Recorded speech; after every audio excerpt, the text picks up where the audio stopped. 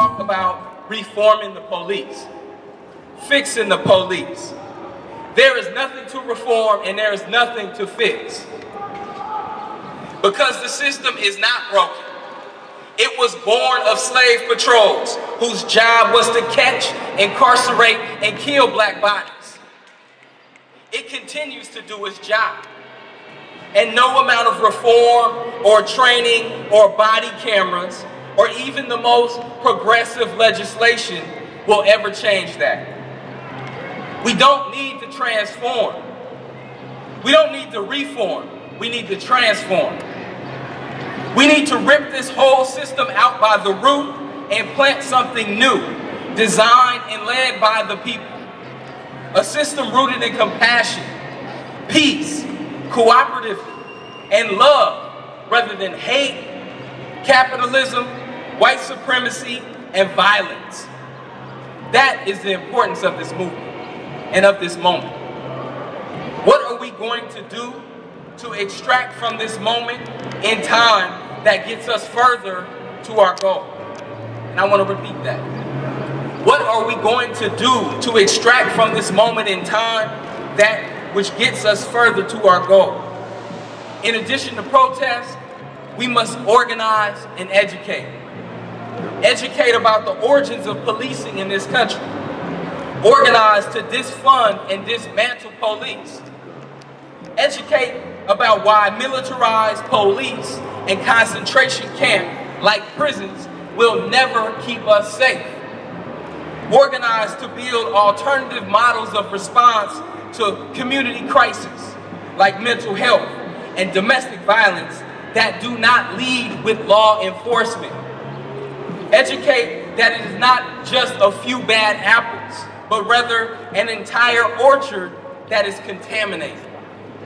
Organize to tear down and abolish police associations whose sole job is to protect cops that kill and maim and rape our people.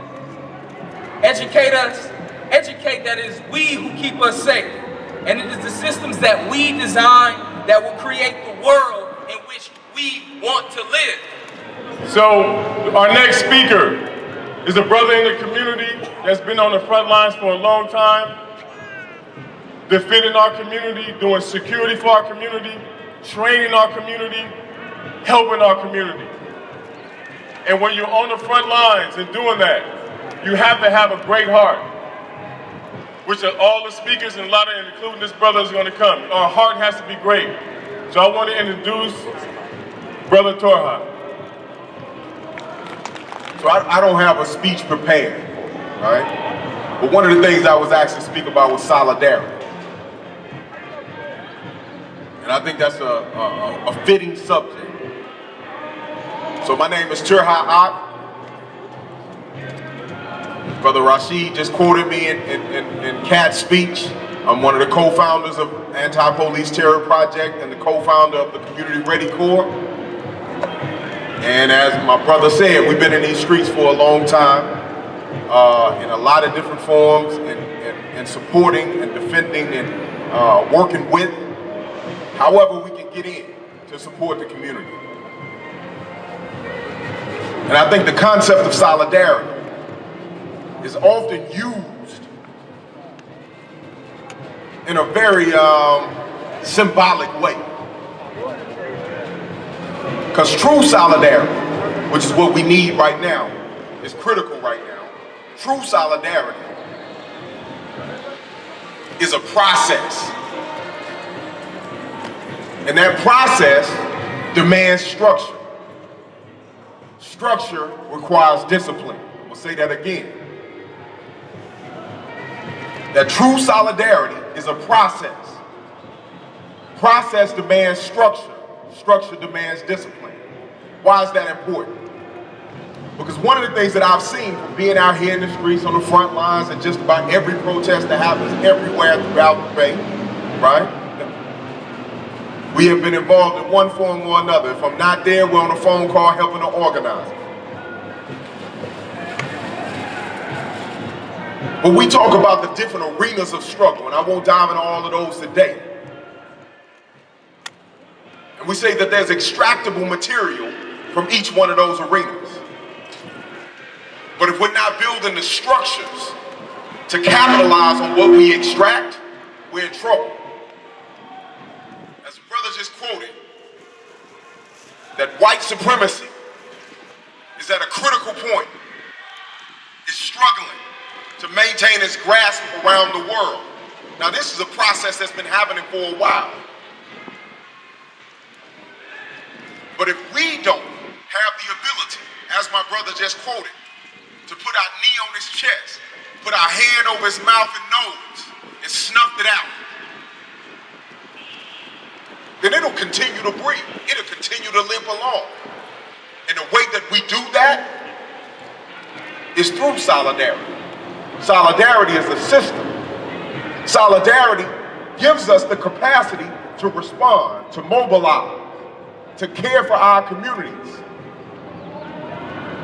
So I'm gonna say again that solidarity is a process. Process requires structure. Structure requires discipline. We have to move into the phase of what we're no longer talking about unity, right? We talk about unity, often folks are saying unity because they want to quiet dissent against their particular organization. When we talk about solidarity, I'm not talking about solidarity with an organization or a nonprofit. I'm talking about solidarity with the people. Now, that doesn't mean that some nonprofits, some organizations are necessary. That's all critical. But solidarity with the people is a completely different thing. Because the people move the processes. The people make this thing move. And if our organizations, our structures are not set up to stand in solidarity with the people, we'll never be able to stand in solidarity with ourselves, with each other.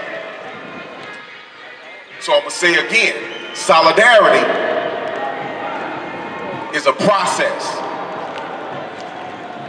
It's a process that demands structure, and that structure demands discipline. So I never speak for the sake of applause, for the sake of cheers. I speak to leave something with you that we can work with. I speak to leave something with you that we can build on. And so I'm gonna say it again, because I'm not just saying it, I'm gonna seek to build relationships. That's why we're here. That's why we do security. That's why we're out. That's why we struggle with different organizations and the people. Because we're looking forward to a time where we have structures and processes. And we build these relationships that we're building now. So I'm gonna say again, and I'm gonna leave you with that process, that solidarity is a process. Process demands structure, and structure demands discipline. Thank you all. The next speaker is a sister in our community. Very powerful sister in our community that's also been on the front lines. And these front lines are in different aspects. This is on the front lines of mental health. Because this society, by nature, is destroying our mental health. It's destroying the mental health of our children. It's destroying the mental health of our relationships, our families, our marriages. So we also have to fight in this fight of all aspects of racism and white supremacy. We have to fight our mental health. And this sister has been on the front line. I want to introduce Sister Babalawa. So I was asked to talk about police brutality and trauma. And Sister Cat Brooks, the talk with Cat Brooks said basically what I had already gone through. But I do want to talk about the institution of police brutality itself and it being slave patrols. Knowing the history of it, related to it being something that was used as a tool to keep people who were enslaved in order.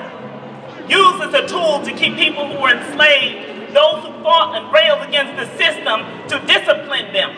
That's what the police patrols were. And that sounds really familiar. It sounds like something that is happening today. Those of us who stand up for justice are treated with disrespect and Those of us who witnessed what happened to Brother George Floyd for 8 minutes and 49 seconds, I believe it was. We witnessed something that was traumatic, that was historical, something that has happened historically throughout the time, during the time of enslavement. And to witness this, and for the police to take these actions is on purpose. And one of the reasons that is on purpose is to evoke that feeling of trauma. That trauma that comes up in us when we witness something and we remember it. We historically remember it is used as a tool. Remember, that tool is used as a tool to oppress. So when we address our own mental health, and we work really hard to address our mental health and the traumas that we've gone through, the traumas of the things we witness, our own anxiety, depression, we are in a sense being a revolutionary. Let's be really clear, we're being a revolutionary when we're taking care of our own mind and the mind of our brother and our sister and our family members. When we take care of our mind, we're taking care of ourselves and we're doing our duty to our society to keep us advancing, moving forward. See, it's really difficult to learn and to move forward when we're stuck in a state of trauma. It's hard to move, it's hard to think. There's times when we're frustrated. I might be frustrated in the morning, trying to hurry up and get out of the house, can't find my keys. Forgot where I parked the car. Oh, but how am I supposed to move forward in life if all these things are really in my mind and I'm not really working to get it out, to exercise it? Be a revolutionary. That's what it's about. We're working through these aspects of police brutality, what we're witnessing over and over and over again. Remember, the media is not necessarily our friend. It plays these images over and over and over again. Our kids see it on the cell phones, unfettered. We're watching that trauma again and again, and it's going into our mind and it becomes a part of a visual tape. So when we see the police cars behind us, whether we did something or not, our heart jumps. How many of us that happens? I know it happens to me, like, okay, wait a minute. Is this the day that I'm going to die? Well, that thought in our head is something that comes from the exposure of ongoing trauma, historical trauma. And let's go back to the police patrols. That's what it's designed to do. This system can't be rebuilt. It can't be something we're going to build some new laws and help. No, it needs to be dismantled and rebuilt with our work. Our work, clearly our work, with our minds together and strong. Our minds matter. Just like the t-shirts that we wear about Black Lives Matter, our minds matter too. And we work through that trauma, we work through that collectively because we're going through it collectively. And we are revolutionaries, that's what we do. So let's work really hard on our mind. And it is okay to sit down with a therapist. It's okay to work through mental health and mindfulness and working through these struggles. Talk about it, work it through. Know that that is being a revolutionary, inshallah. Assalamu alaikum.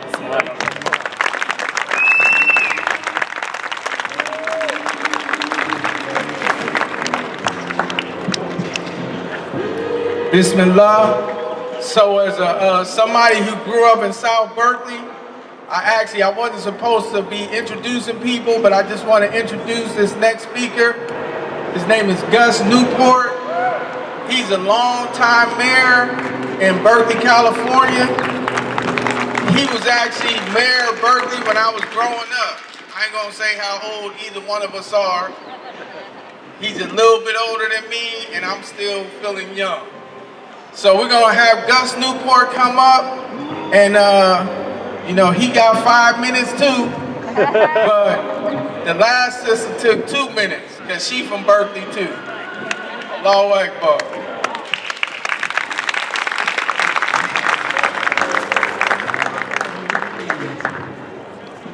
Assalamu alaikum. Brothers and sisters, I'm extremely pleased to be here to talk with you all about the situation of policing in America. It goes back to 1619 when this country was founded. Policing is just meant to continue slavery as it was introduced to this country. I'm 85 years old. Get those facts straight.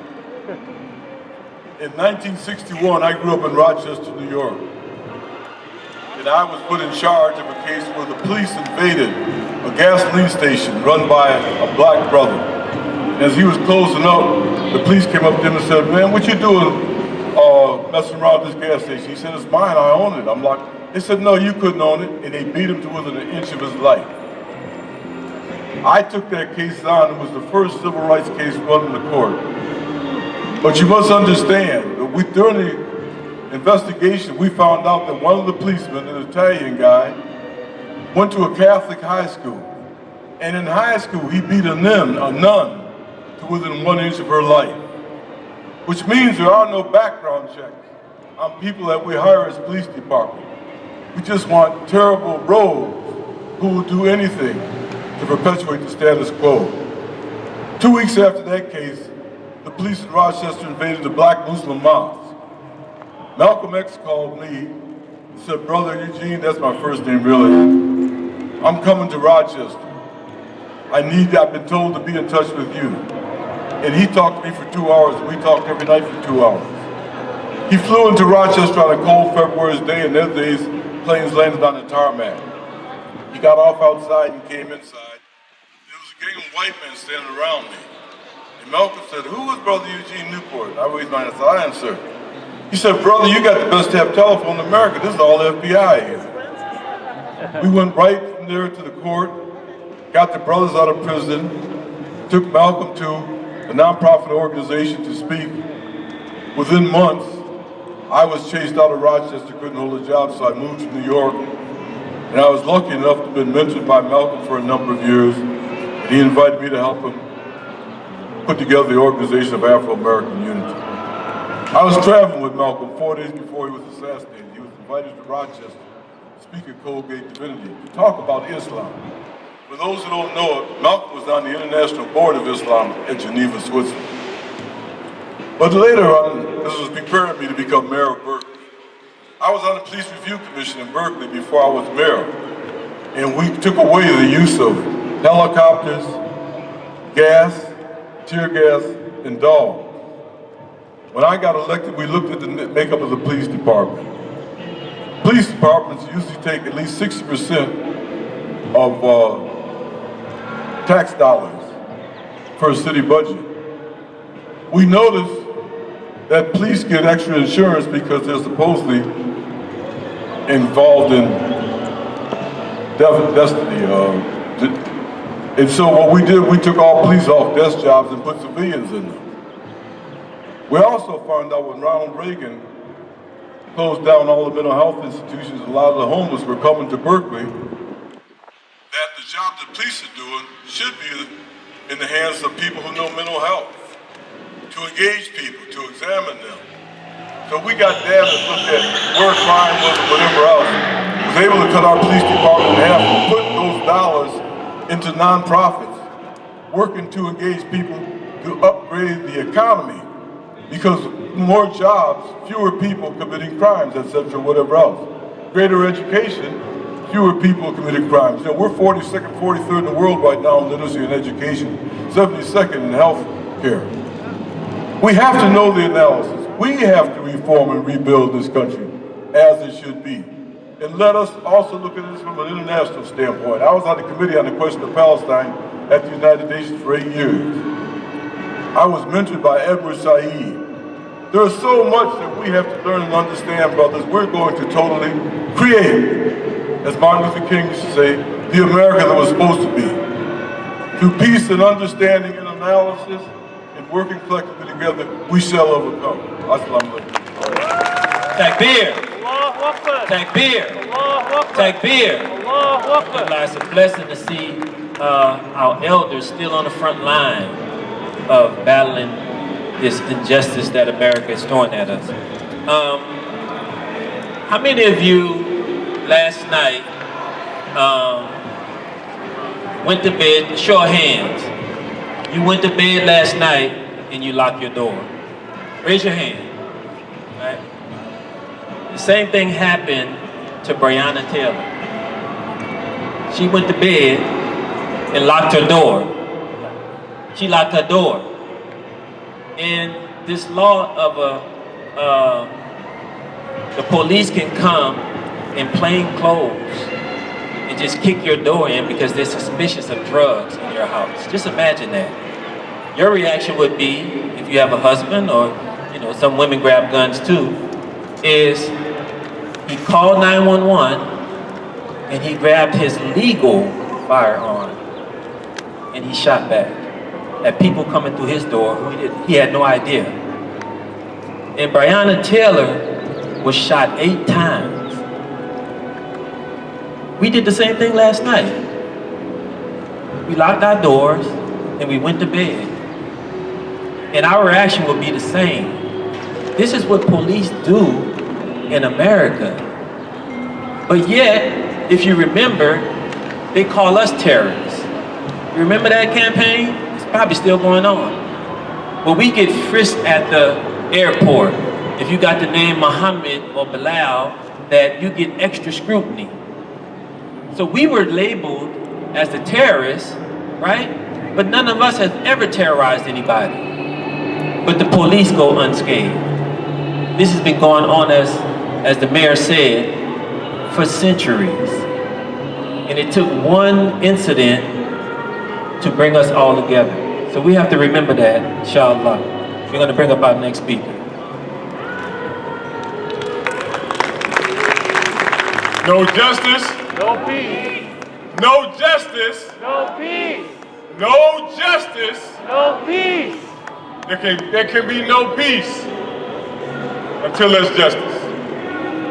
And every human being, God Almighty, has made in every human being, it's called the fifth, but in every human being's nature, to fight together for justice. It's a duty. It's one of the things on the day of judgment that every human being will be called to account for. Every human being that stands before God on the day of judgment is going to be called to account. Were you just? Did you fight for justice? Did you fight for innocent people? Did you fight for homeless people? What fight did you do? How did you end your life? Did you end your life fighting? Or did you end your life submitting? The next speaker, sister in the community. I know the sister well. Probably if everyone was to describe this sister, whether Muslim, non-Muslim, probably would describe her as a worker for God. Doesn't matter if you feed the homeless, if you're protesting, whatever it may be, this sister's going to show up. And we all have to take from this sister and all of us to show up. So I want to introduce Sister Amila Alamin.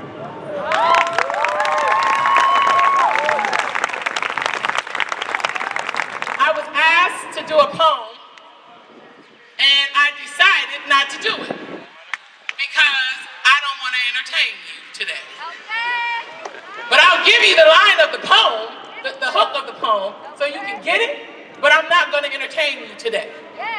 Because as Amir Rashad said, everything needs to be powerful, so I'm going to do my best.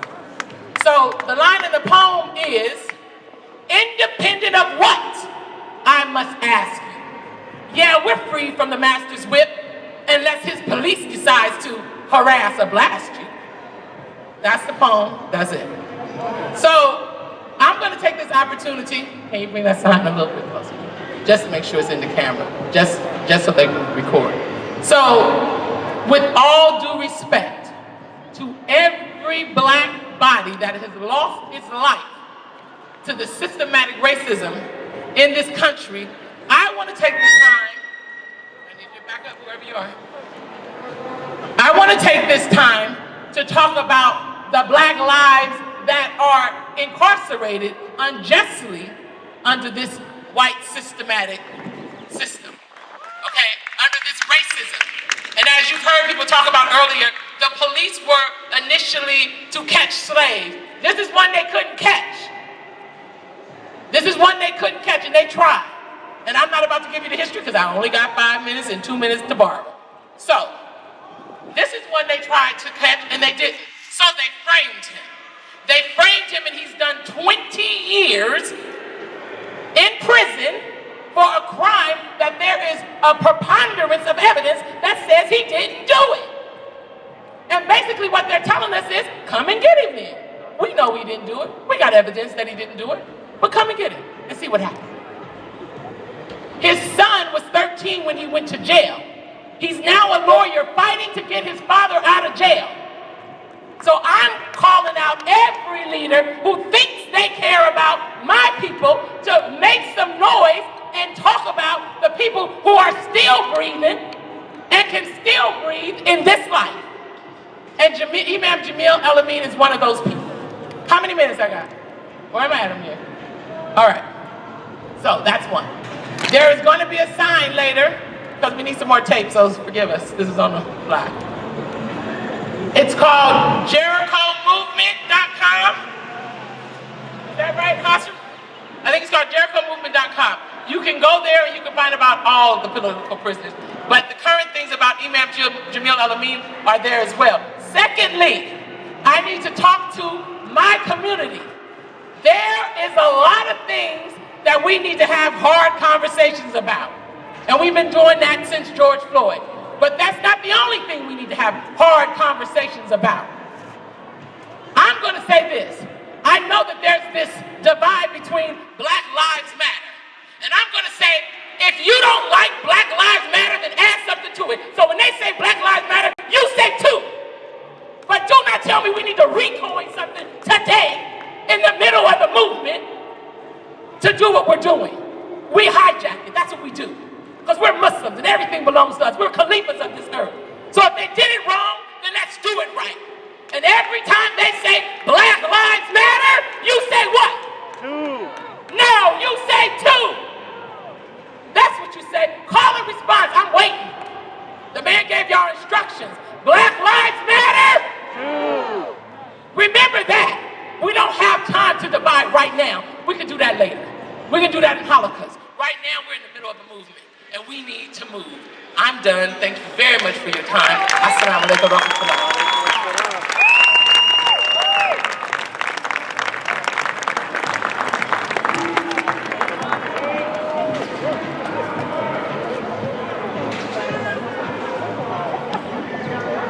So the next speaker is also an old school, been on the front lines. Remember in Oakland, Oakland is revolutionary. If you're here in Oakland, you got to get down. When the Black Panther Party for Self-Defense started here in Oakland, for the same reason, and others, but for the same reason that we're here today, police brutality, racism, and white supremacy. So the next speaker is a part of the Oakland, still to this day, our Oakland chapter of the Black Panther Party. So I'm going to introduce Sutudu Ned. Salam alaikum. All power to the people. Come on, fist up in the air. This is Oakland. This is where it came from. I want to tell you I'm honored to be here today.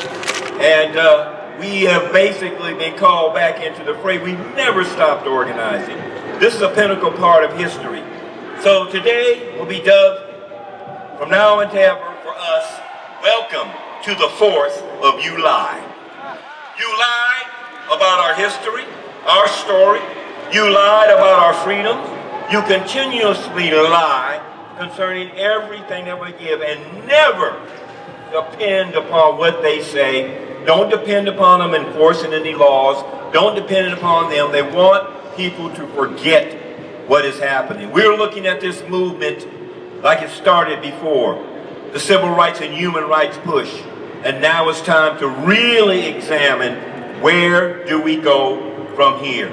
I joined the party in 1968. I was there until it was officially dissolved in 1982.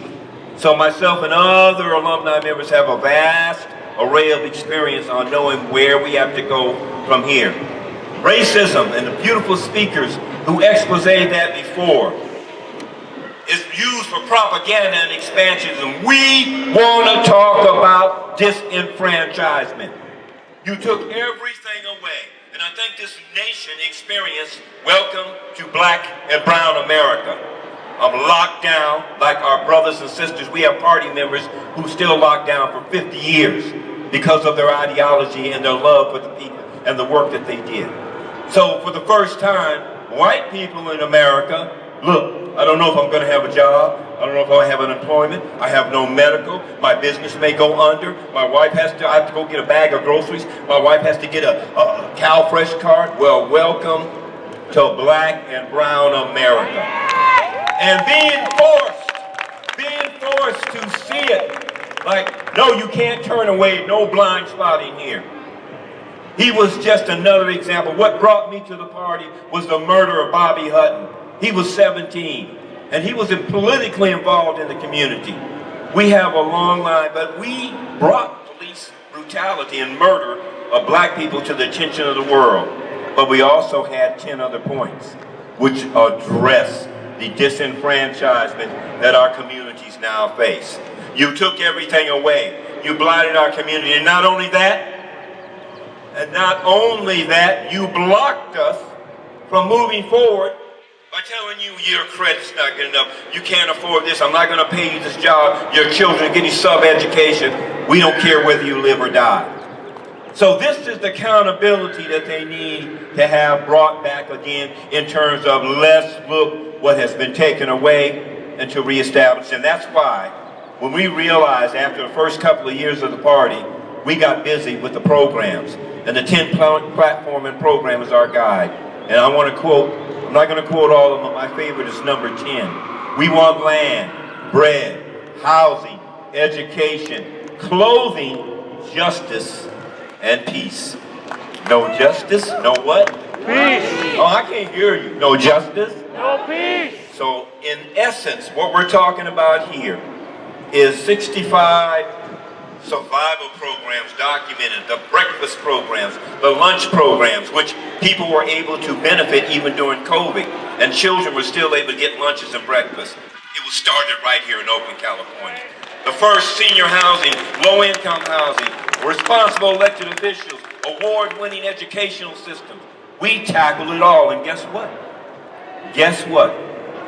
We are back again, and we have a whole new generation.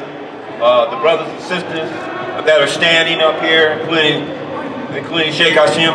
We have right here, we have Brother Vince and the co-founder over here, Brother Amin Cooley and his daughter, the next generation. And here's Brother Green, who's also a student, and he's also working at the education level. That's just a handful. We've been getting calls from all over the country, people of influence and notoriety. The purpose of the Legacy Keepers Network is to pour in to all the organizations, we call them ground level like we did before, that are doing the work. The people who are feeding people and not getting any money, because it'll never come to you.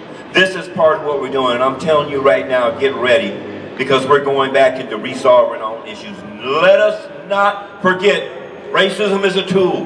We want our communities to be rebuilt, and the only way it can happen is that we do it ourselves.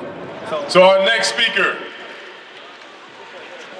a sister, activist, always on the front lines of activity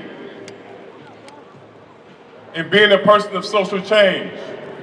I want to introduce Sister Jihan Hakim. Assalamu alaikum. Assalamu alaikum. May the peace and blessings of Allah subhanahu wa ta'ala be upon you all. I'm honored to share space with y'all today at the Oscar Grant Plaza. May he rest in power. Another victim of police violence, of local police violence, of Oakland police violence. My first experience with cops was when I was 16 while living in San Francisco. I was a teenager at the time, and there was a situation, and a cop pulled his gun out on me and my friend. I was very afraid. So this was over 20 years ago, not to share my age, but I've never called the cops since. I also don't see myself calling these public stewards, these former slave catchers, now local military with their big tanks and their big guns. Thousands of police officers, including from California, have received trainings from Israel. right here in the United States. As a reminder, Israel is an apartheid state.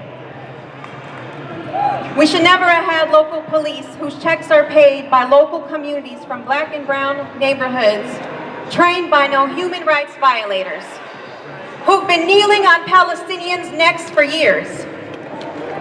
Non-black folks may never fully understand firsthand the brutality of police violence in the US because our skin color provides a little of that privilege. However, Muslims in the US do understand how the FBI employs local police departments to surveil our spaces, to track our actions, to entrap us through the JTTF. Yemeni Americans know that the US military, what it looks like in our homeland, and how it's been killing and maiming our people.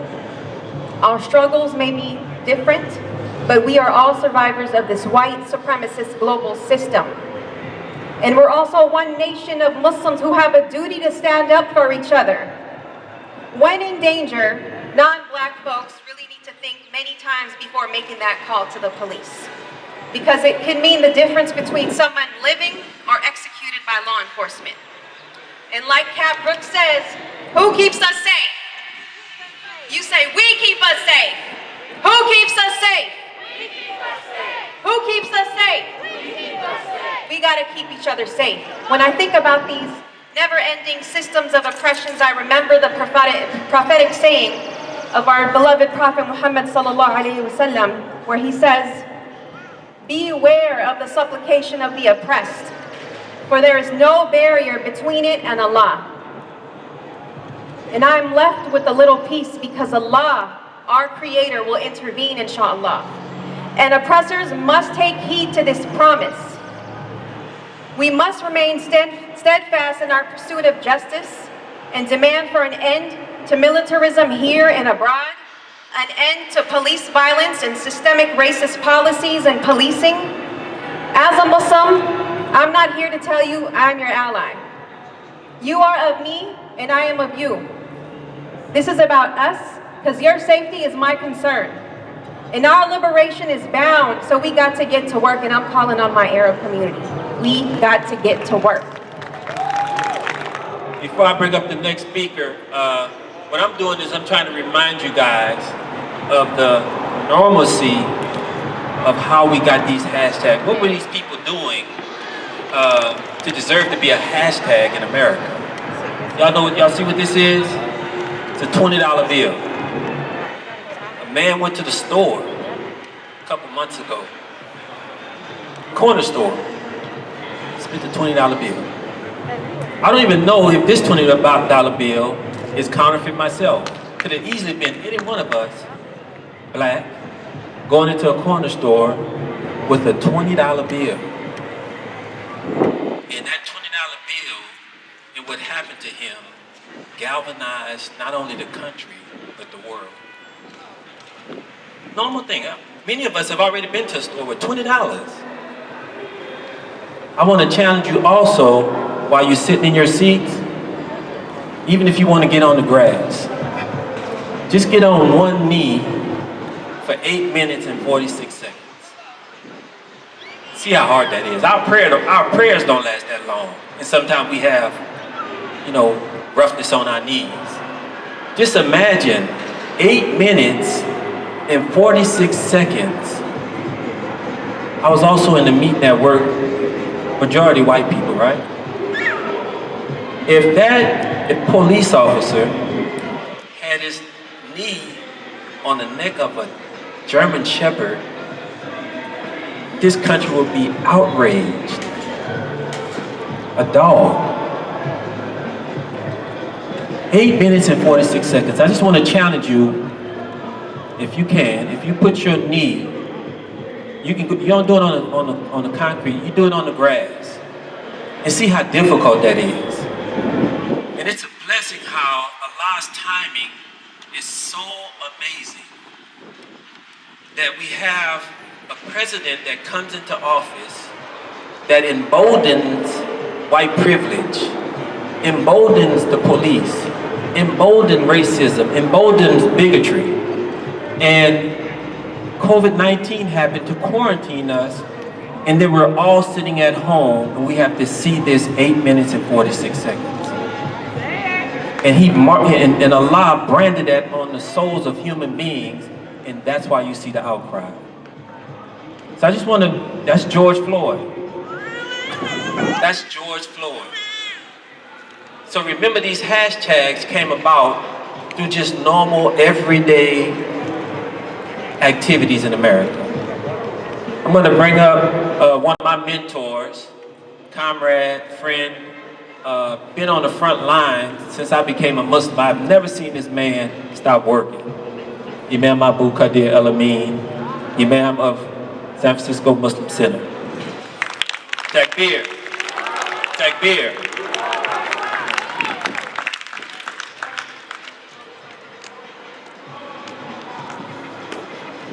Assalamu alaikum. Assalamu alaikum. Assalamu alaikum. I thank Allah for this opportunity to express a few words with you. I want to remind you that the struggle that we're experiencing is a human struggle. And human beings have struggled since the first human being was created by Allah. He came into this environment and he had to deal with challenges and oppositions. He had to deal with the deceiver, the Satan. And he also had to deal with his own internal struggles. And because he wasn't adequately prepared initially, he slipped and fell into disobedience. So I'm saying that to remind you and myself that we're against the police abusing their authority. And we don't want to experience having to be booked into their system. The system that we're against is this oppressive system. But I want to also connect this with the prophetic tradition because the prophets all received opposition from the societies that they lived in. Moses received opposition from Pharaoh. Noah received opposition from all around him. Joseph received opposition from his brothers. And later, from another society that he moved into, he also had to deal with the treachery of those who wanted to abuse him for their own selfish pleasures. So this struggle that we're involved in today is connected to the prophetic struggles, the struggles that the prophets face. And in one place in the Quran, Allah, highly glorified, he reminds us, he tells us about the story of Moses, where Pharaoh killed the men and allowed the women to live. And it said that Allah wanted to bless the people who were being depressed in the land, oppressed in the land, to become leaders and inheritors of the environment. So we believe that one day our people, though we're oppressed right now, one day we will be leading this society. Because wrongdoing is not gonna last. It's like the foam on the sea. It looks like it's a lot, but it's really nothing. And eventually it'll be wiped away. So we encourage young people to stand up against abuses from the police. Now, I'm not telling you to fight the police, but if you fight the police, fight to win. Don't fight a weak fight. I have personally had to fight the police before. At 17 years old, a white man walked up to me. I didn't know he was the police. He threw me into the wall and I came off the wall fighting. And it took 17 police officers to get me in the car. And they beat the hell out of me. I still have some evidence, the scars in my mouth. But I fought for what was right. And we all have a right to fight. And we are not going to forget about our brothers and sisters who are falling victims of this oppressive system that are still behind the walls. Not only is Jamil El-Amin behind the walls, and I talked to him a month before Ramadan started, and he had requested that we come and visit him.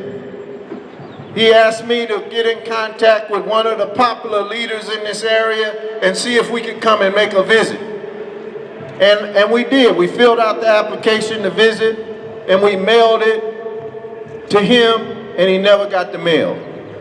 We mailed it to him again, and he never got the mail. So they are preventing him from being connected with some people out here that can possibly help him develop his strategy, regain his freedom.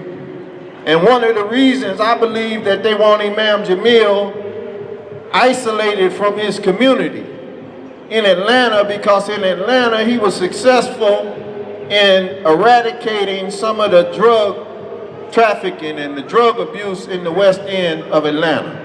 And we should be also trying to eradicate some of the social ills. So we are grateful that Allah has given us the opportunity to come together. We're going to continue in the prophetic tradition to work against the opposition that's opposing our rightful stance. Prophet Muhammad was boycotted. They boycotted him. They wouldn't do business with him. They wouldn't do business with his community. They isolated them. And African Americans, we've been isolated. Our neighborhoods have been neglected. West Oakland has been neglected until they start gentrifying it.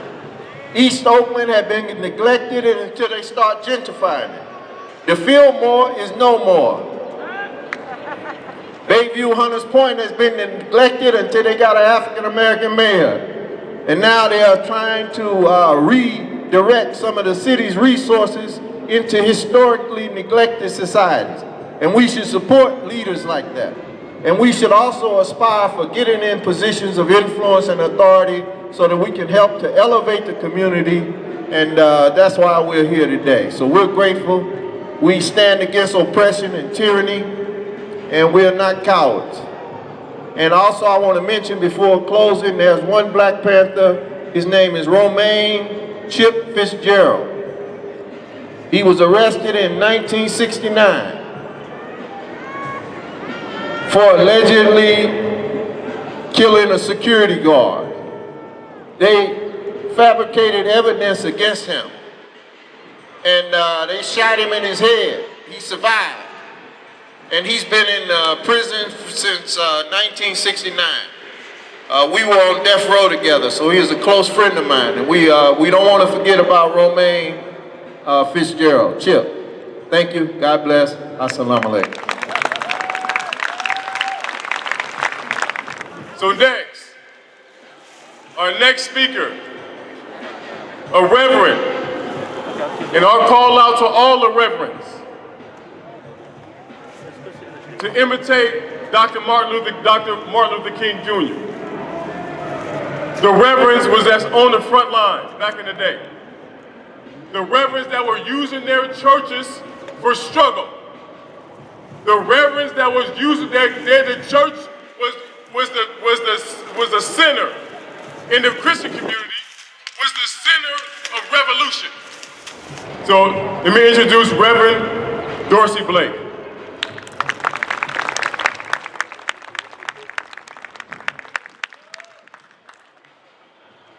Very beautiful community gathered here today, and you are beautiful.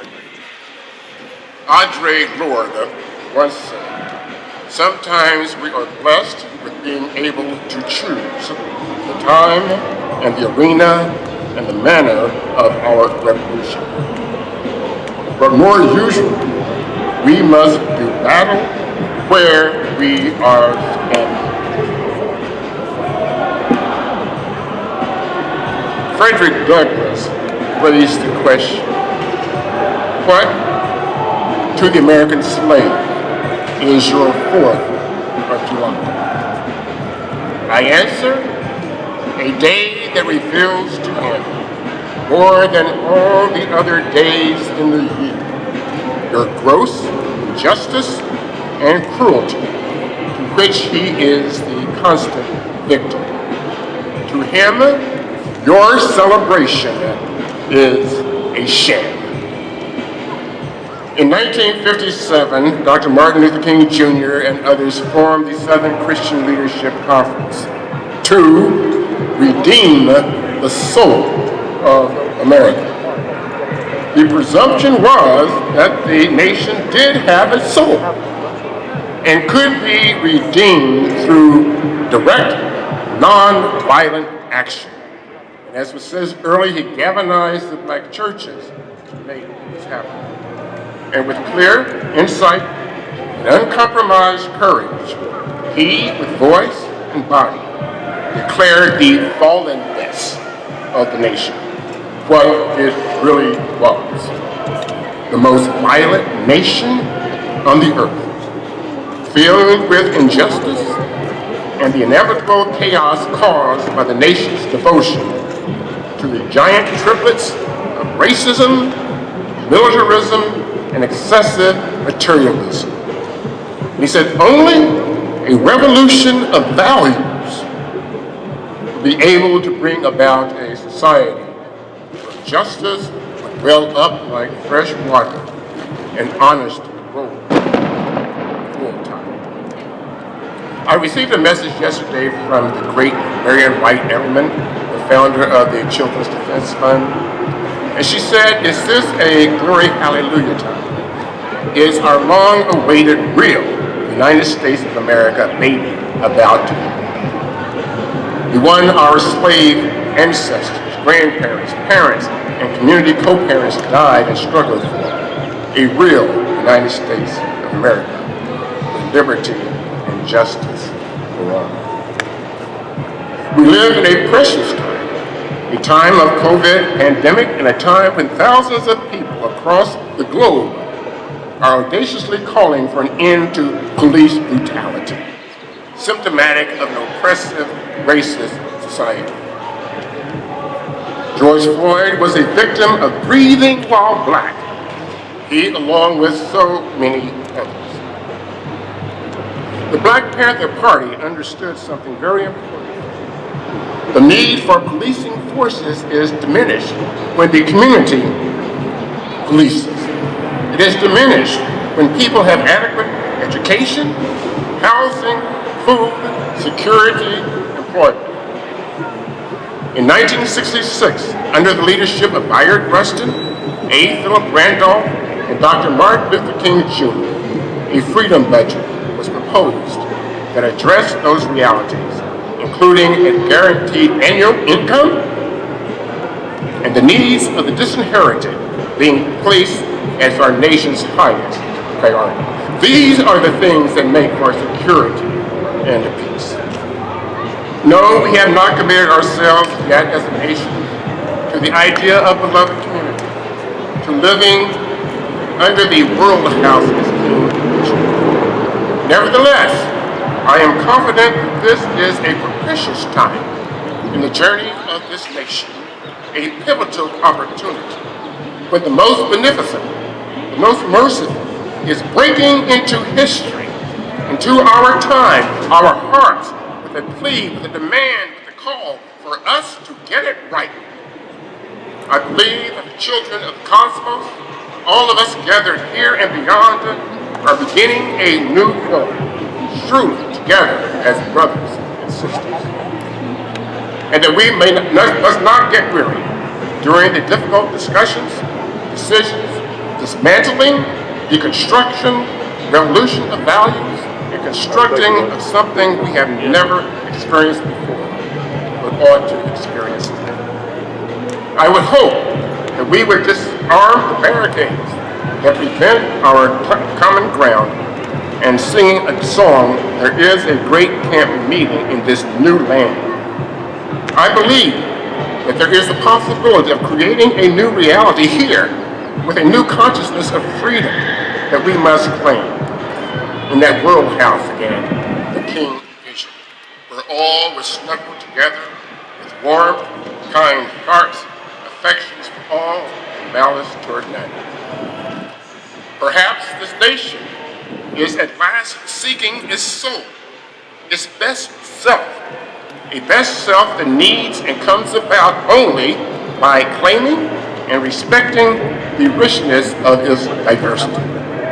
It can mean a commitment to live differently, with an economic order where there's plenty of room for all, where the nation would be a vine and fig tree, and everyone can live beneath that vine and fig tree without being crushed, and live in peace and unafraid.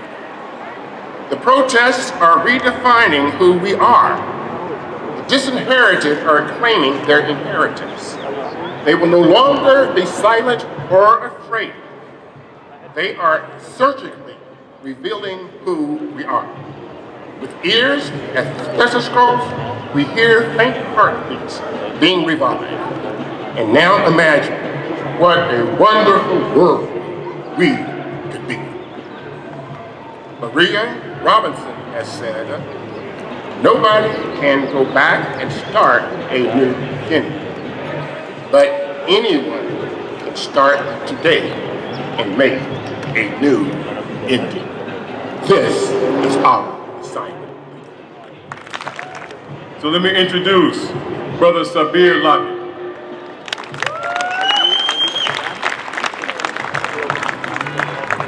Assalamu alaikum. Alhamdulillah. Yeah, like the brother said, my name is Sabir Lockett.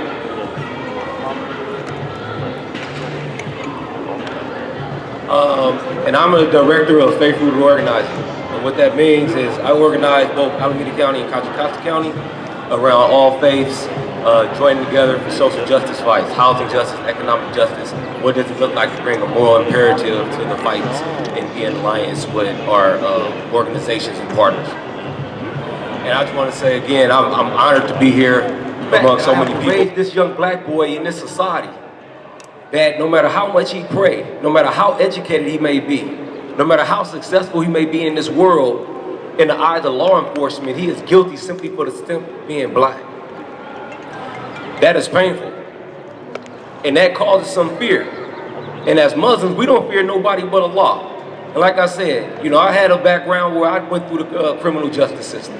You know, eye for eye, tooth for tooth. That's what we do in the streets. However, trying to raise our kids up in this society, there's a different approach and a different opinion.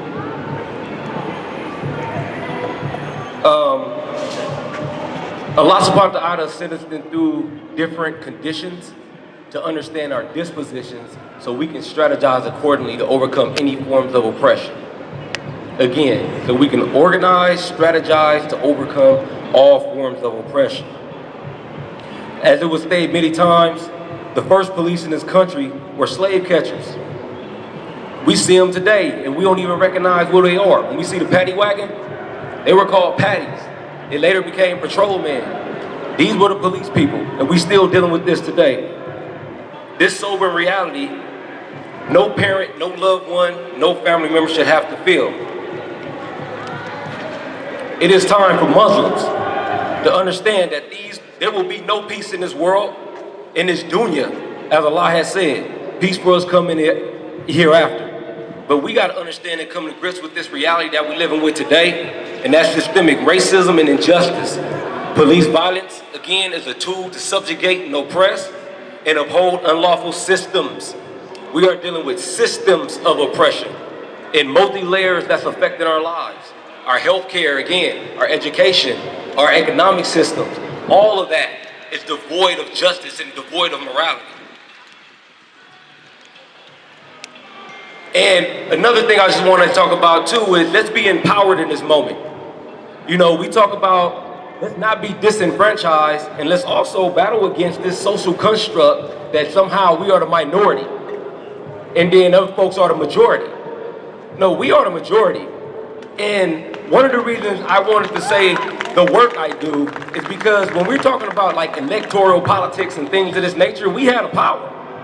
You know, we have several elections coming up in Oakland for city council seats, the board of education seats. We have to be empowered to start getting involved in the work that we want to see the change in. You know, there's an inside-outside strategy to this. We need the people saying no justice, no peace by any means necessary, and we also need folks inside bending those parameters, making it possible for those voices to be heard. So that's what I wanted to speak about just real briefly. You know, I won't stay up here long, but just that we have the power and we have to start breaking down these social constructs. You know, and I'm gonna tell you, I do other work too in the community. You know, whether I'm doing security with Brother Turha and them or whatever that may be, we gotta understand, I get highly upset that people get politicized and then come out to rallies for events and it's all about like it's a game or something. When we living with life or death situations every day we're living with this. You know, I walk down the street, I'm gonna tell you a situation. I had just did security at an event, Black Lives Matter movement. The same people that I was doing security with, seen me walking down the street in all black, walked right by me, but they had their Black Lives Matter signs in their hand. And I spoke to them, and they did not speak back. How are we applying our implicit biasness? So it's only cool to be with Black Lives Matter and to rally with Black Lives Matter at a rally, but then you see a homeless person, you see someone on drugs, you see a black man that look like he may be intimidated, he may be a gang member or something, and all of a sudden now Black lives don't matter. Black lives always matter. If we don't matter, then we gotta start speaking up today.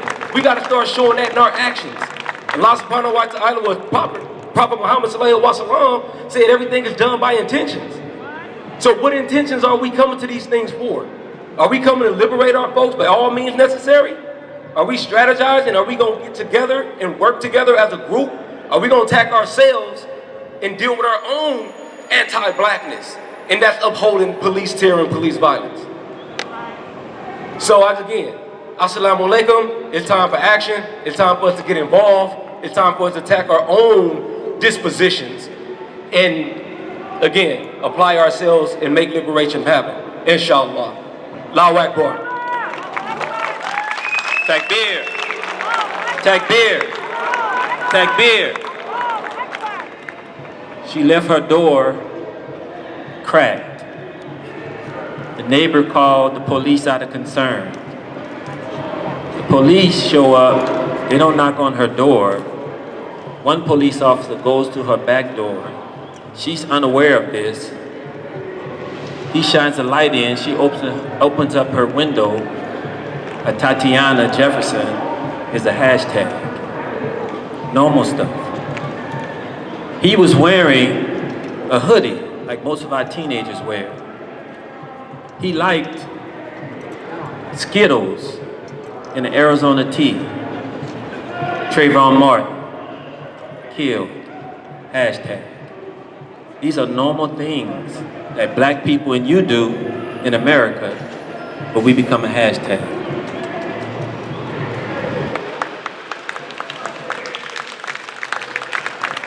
Also, for the Muslims, the salat will be after the program.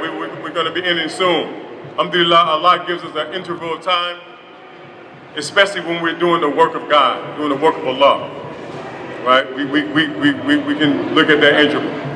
So next speaker, a sister a lot of you know, a poet, a rapper, revolutionary, activist. I want to introduce Aliyah Sharif.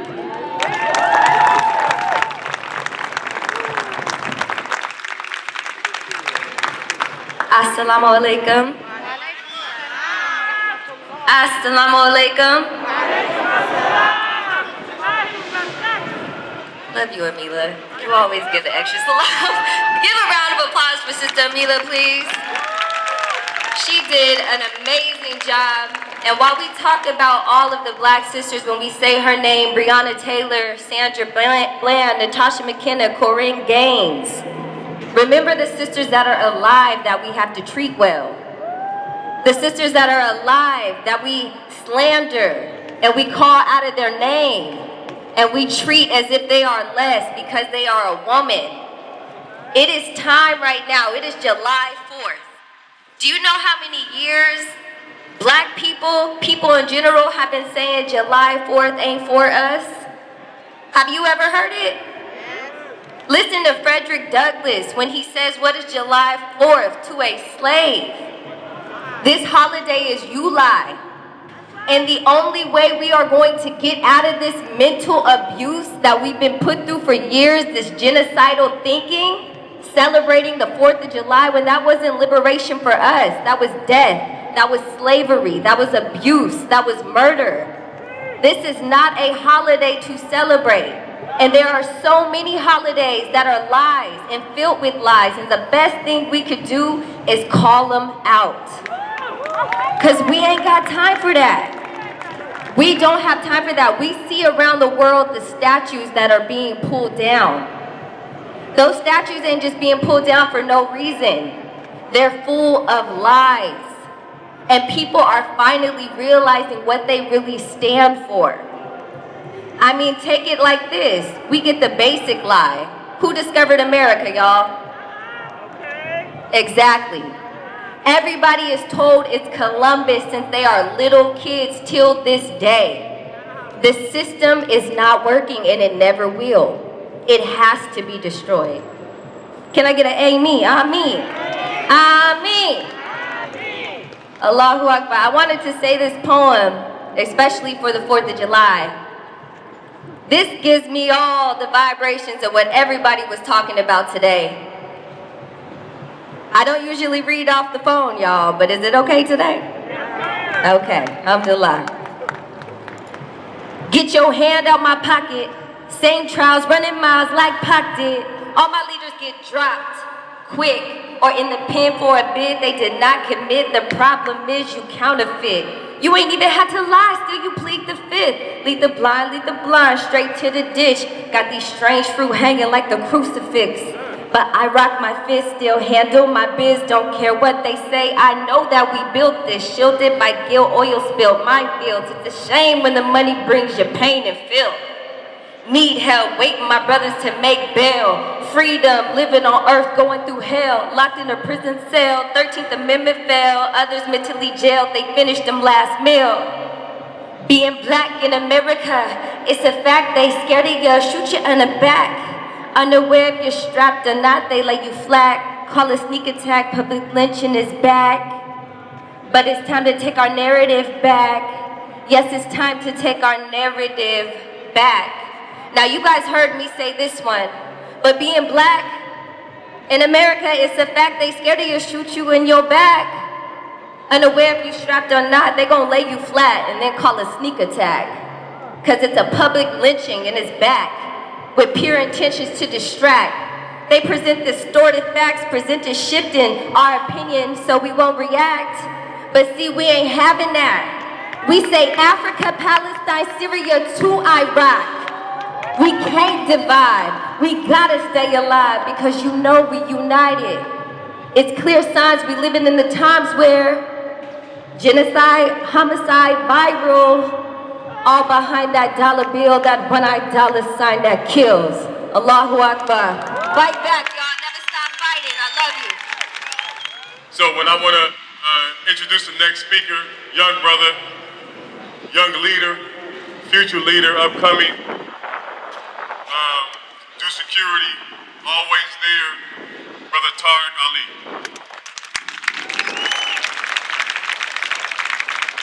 Assalamu alaikum. In the name of God, the truth giver, the just and the most compassionate. I appreciate all the words that were given here today, and I appreciate everybody's presence here today. And I didn't hear a word that was a lie, but today I'd like to speak to the spirit, the universal spirit of the struggle. Over 1,400 years ago, we were informed by the Prophet Muhammad, peace be upon him, that there will be a time that will come that the nation of Muslims will be so weak that their enemies will come and conquer them and divide them like they were on a platter. And in that is a lesson for all people, because every border that's been established in the last 100 to 200 years has been established by conquerors who divided lines and shared it amongst themselves like we were on a platter. And so the companions of the Prophet Muhammad, peace be upon him, they asked, why, will we be weak in numbers? And he said, no. He said the people will be attached to the material world and they will be afraid of death. So we have to ask ourselves, who are we? Where do we stand at in that equation? Because we see our condition. We see we've been divided by the Berlin Conference. We see we've been divided by the Sykes-Picot. We see we've been divided amongst the 13 colonies. And what are we attached to? And what are we afraid of? We have to ask ourselves in our daily lives, are we living in a way that is attached to this material world? Are we living in a way that's going to grant us liberation? Because those who divide you up, they are obsessed with your domination. So are you obsessed with your liberation?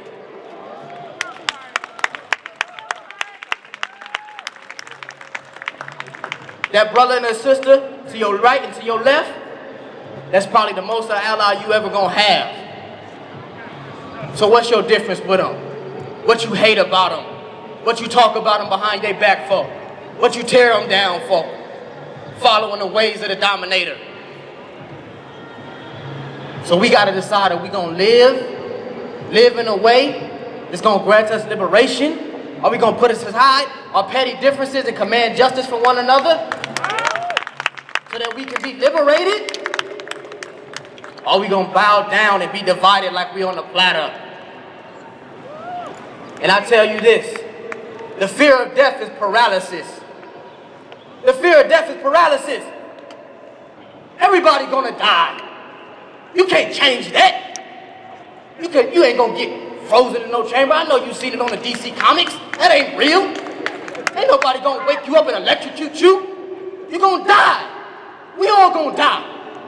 I ain't saying do nothing, but I'm telling you, you better recognize what it is. Because when you're afraid of death, there is no movement. Because the fear of death is paralysis. So how can you have movement when you have paralysis? If you're afraid you can't speak right, you can't think right, and you for sure can't move right. If you are going for this liberation struggle, if you are for truth, if you are for justice, look at those who came before you. Medgar Evers, nonviolent. MLK, nonviolent. People who were seeking their independence in the African nations. Lumumba, Sankara, Nkrumah, Omar Mukhtar. Whether it's nonviolent or seeking liberation violently, they will come and try to kill you if you stand up for right. And even if you're walking down the street, a little black boy who they think is a super monster, or even if you're walking down the street, a little hijabi who they think got a bomb under all of that, they still kill you. So what you afraid of? I chose some time ago to not fear anymore. And if you ever see me moving scared, remind me, we ain't about that. And if I gotta go, take care of my children. Because the Prophet Muhammad, peace be upon him, in the Quran it says the only duty you have to the Prophet Muhammad in Surah 42:23 is to look after his family. And how we've been looking after the family of our martyrs. Because that's why half the paralysis is we're not looking after each other. Because we're not living together. We're not obsessed with living for liberation. Because if we were obsessed with living with liberation, I wouldn't care if that brother or sister hurt my feelings. I know we're going to the same concentration camp. Allahu Akbar. I know we're going in the same paddy wagon. We're going to the same jail. Or we're going to the same grave. So stand up. Because they're going to kill you if you're lying down. They're going to kill you if you're standing up. And if you want to be a slave, be a slave. But I made my choice. And I know these brothers have made their choice. And I know Sister Amina's made her choice. And I know all y'all have made a choice. So let's make that collective choice to live for liberation. To live for truth and justice. Assalamu alaikum Abdul Rahim. That's my brother right there.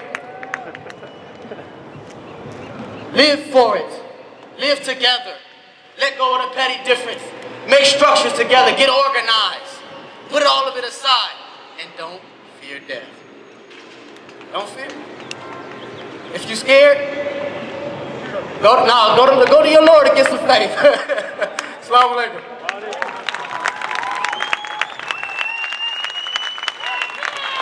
Allahu Akbar. Allahu Akbar. No justice, No justice. No peace. No justice. No peace. All power. To the people. All power. To the people. All power. To the people. I want to introduce this next speaker. It's my cousin. You feel me? From Richmond. Getting out the smoke. Anyway, I'm not going to tell you that story. But anyway, my cousin, also my mentor as well, taught me a lot. And probably the most unique brother, in my opinion, that you would ever meet. He'll be sitting with some of the highest scholars of academia in the world. And then he'll be at a basketball game with Kobe Bryant or Shaq, and then he'll be in the hood with some OG Crips. I'm like, man, how you get in all these circles? So without further ado, I'm gonna introduce Hashim Shabbat. Hey, since we doing call and response, my cousin, we all talk loud in our family, right? So I want to do this. Say, yay area! Now I know there's some people from the Yay Area Revolution here, right? And I know you guys got the space at 2 o'clock, so if you could just bear with us till we get done, I really appreciate that, because it shows how we're all unified for the same exact reason as justice, and how justice in itself does not have any color, and justice is blind, but the bitch in DC is not, pardon my English. She ain't blind, and it's obvious, right? But in Islam, we have, for those who are Muslim and non-Muslims, we have a concept of justice. The Arabic word is adl. And it's interesting because the word adl in justice means to make things in harmony. Meaning when something's out of harmony, it's not just. So therefore you have economic injustice when it's not in balance. You have spiritual injustice. You have psychological injustice. So an injustice is when things ain't right. And that's how it comes times when you hear the music back there, you might be bumping your head like, oh yeah, because sometimes music may make you feel a little more balanced because you're off balance for the rest of the day, you feel me? So as we go through justice, Islam is a religion of justice. The prophet Moses stood for justice. Jesus stood for justice. Every righteous person, a prophet or a sage, has always stood for justice. So justice is natural to every human being because it is natural for you to be wanting balance. And when you get off balance, you find something to satisfy you. And unfortunately, sometimes you find things that aren't good for you. And so right now, the universe is off balance. It's possible it's very hot now because of climate control, true? I don't know. But we know that when the environment's off balance, we suffer. So every prophet and spiritual person tried to bring the world into balance. That's a fact. I want to talk about a woman who brought the world into balance. I'm going to tell you a story about her because it'll go to where I want to end my talk, right? And for those who are Muslims, I don't get down with Shia Sunni stuff. That's for them people overseas. I'm African American from Richmond, like you said. I'm Muslim. And I take what the deen says. And so I want to talk about a person named Zainab al-Kubra. Zainab is the daughter of Fatima Zahra, the daughter of the Prophet. She's the daughter of Imam Ali, who is the nephew of the Prophet. She is also the granddaughter of Khadijah, who's one of the most perfect women, who's her grandmother. And the Prophet Muhammad is her daughter. Well, in a plain called Karbala a long time ago, all the men with Zainab, the children of the Prophet, were all massacred in front of her face. She saw the massacre of all of the men by the tyrant of the time. The tyrant of the time claimed to be just, but he wasn't. He murdered the Prophet's family. And when all the men were done, they took Zainab and they put her in jail. They took her scarf off. They put her in chains. They chopped the heads off of all the Prophet's family. And then she went to that person who had done all this to the family of the Prophet, and she spoke truth to justice in front of his face. She says, all you people up to see, meaning like your brother said, she wasn't scared, and she stood up to the evil emperor of the time. Now, why do I say that? Because there's another Muslim woman a lot of you guys may or may not know about. She had a Zainabi spirit. And her name was Safiya Bukhari. How many people heard of Safiya Bukhari? Wow. See, Safiya Bukhari was a member of the Black Panther Party and a member of the Black Liberation Army. And her, just like Zainab, was incarcerated for her beliefs. Just like that, she fought and was incarcerated for standing for black lives. So sometimes we're saying Black Lives Matter. If you can't remember and know who Sophia Bukhari is, look her up. Sophia Bukhari. She was a soldier. And she stood up and she was a Muslim. So up to the Muslims, it is wajib that you stand for justice. Meaning it is obligatory for you. She carried out her duty like Frantz Fanon said. He said every generation must find out their mission and fulfill it or betray it. She fulfilled hers. But one of the things she did, and I got the sign right here that's important, I'm gonna end with this because it's so important. She started a thing called the Jericho Movement. I ask everybody here to go to www.thejerichomovement.com. On the Jericho Movement, there are the names of African-American political prisoners who are Muslims who are still incarcerated today, and no one says their name ever. Ever! They're in jail not because they got beat up by the cops, they're in jail because they stood up against the cops. When the cops put a gun on them, they put a gun on the cops. They didn't sit there and say, hey man, let's write about it and put it in the black paper. They're innocent. So one of them you guys should know, and I say it because right downtown, over by the Fox Theater, in February, God willing, we're gonna have a Tupac Shakur exhibit. No one knows about it, but y'all know now, right? And I'm part of the grassroots movement. And one of the things we're doing is, for Tupac, everybody know his stepfather is Dr. Mutulu Shakur. Dr. Mutulu Shakur is locked up for standing up for the people. He is on this website. Find out about his case. Write him a letter. Let him know. Find out the campaign. Jalil Abdul Muttaqim, another Panther, BLA member, locked up in jail. Know about his case. The sister immediately talked about Imam H. Rat Brown, who's now Imam Jamil. Know about his case. And it's not just black people. Anybody know who is the DA of San Francisco? Chelsea Moudine. Who is his father? Anybody know? Exactly.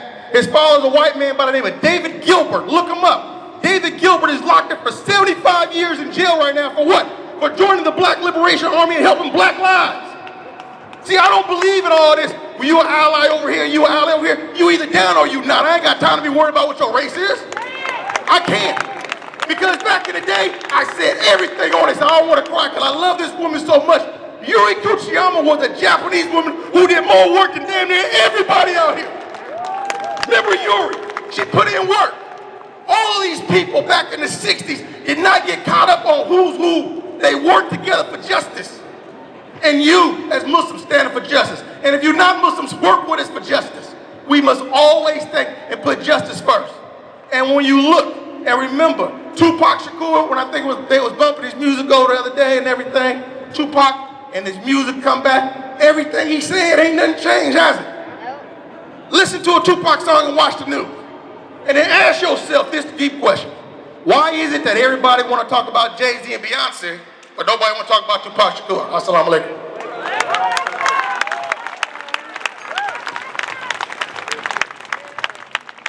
Next speaker, Professor at Cal, Dr. Hatem Beza. Assalamu alaikum. Good to see you. I gave you a minute. Good. So for anyone that has a long historical lens, which is, we need to have a long historical lens. We're sitting and speaking today on the Ohlone people's land. And we cannot, at any given moment in the history of this land, not be able to understand that we are living on a land that has been subject to settler colonialism. And to understand settler colonialism, you have to understand 6 things. And I want to go through these 6 things because if you don't understand them, then you're basically just going for the party and you are the product of the party. That's right. 1, settler colonialism was global. Settler colonialism was global. As Columbus got lost on his way to India and the indigenous people discovered that he was lost, he was trying to get to India. And later on, India was colonized. And if you ask the British with their tea with milk, because they can't have something that is just dark and black. They have to always break it. In India, the British caused many famines that killed millions. King Leopold of Belgium killed millions in the Congo. Some estimate are 7 to 15 million. This person that they honor in Oxford University, Cecil Rhodes, had the audacity to call a country on his name Rhodesia. Now is the independent country of Zimbabwe, where people had to die in order to get gold, silver, and all types of natural resources. So colonialism is global. Second, it is connected to military-industrial complex and capitalism. Military-industrial complex and capitalism. The type of capitalism that commodifies people and make profit by making death machines. We are in an economy that celebrates death machines.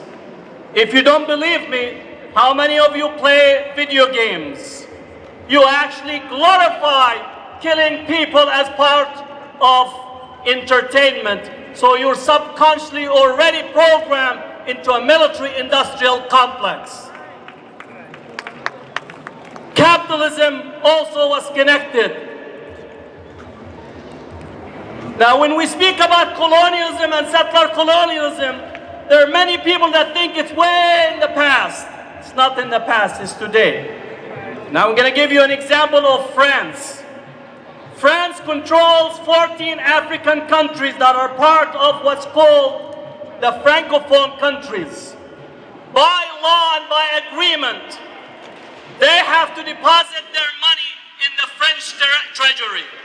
Almost $500 billion that is deposited. They actually created their own currency. So when you look at Africa and you say that it's full of poverty, it is because the sophisticated French that eat croissant and drink coffee are making it in a state of poverty. It is one of the richest continents in the world.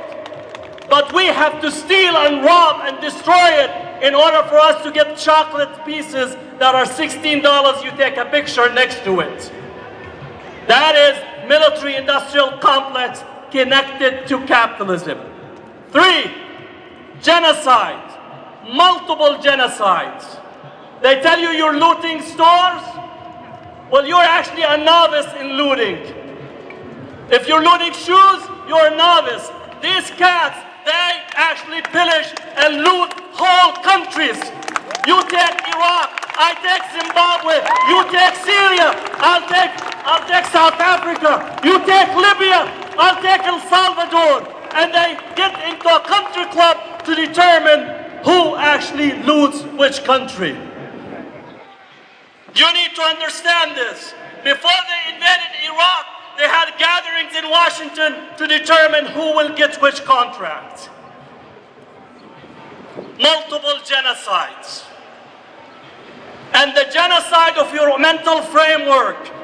You look at the world, every one of us looks at the world through a Eurocentric white lens. We're all aspiring to be white. Because if you're white, you're right. If you're white, you're on top. If you're white, you make it to the White House that was built by slaves. We're all aspiring for the white, shining house at the top of the hill. Which means, if you want to aspire to be white, you hate the one that reminds you of who you are. You begin to hate the black person that reminds you who you are. You hate the Arab that reminds you who you are. You hate the Latino that reminds you who you are. You hate the native population because everyone have to hate himself in order to aspire to be that which he cannot be. That is the multiple genocide. Genocide on the inside. We are taking the monuments down, but the monument that you need to take is the one inside your mind. The monument that you need to take is the one that inside your mind.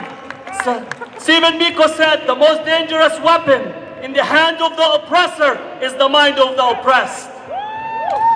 That is the most, because you actually think that they're superior, but they're nothing but a human being filled with the blood, that they'll go in the same graveyard that you do. So that's third, genocide. Fourth, enslavement. They committed genocide to the native, and then 30 million blacks were stolen from Africa.